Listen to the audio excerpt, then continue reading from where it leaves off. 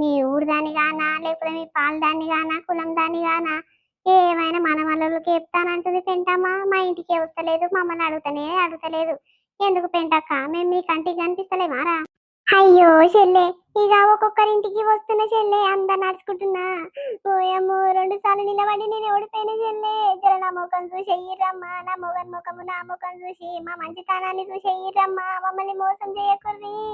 ఊకో పెంటక్క, మేమందరం ఉన్నది ఎందుకురా? ఇక నీ అసొంటి మంచోళ్ళని ఎన్నుకుంటాను కదా. ఊకో మేమున్నాం పెంటక్క, నువ్వు బాధపడకు, ఏడవకు. మీ కాళ్ళన్న ముక్త చెల్లె, మీ ఇంట్లోకి 4 ఓట్లు వస్తాయంట. 4 ఓట్లు నాకే వేసి జర గెలిపిరి చెల్లె.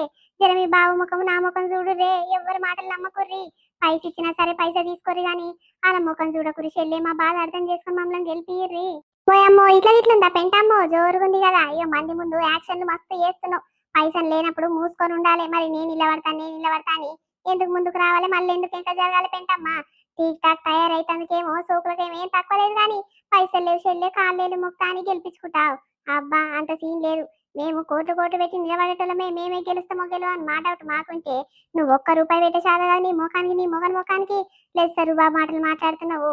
అబ్బా గిరా కాళ్ళేలు ముక్త చేస్తారేమో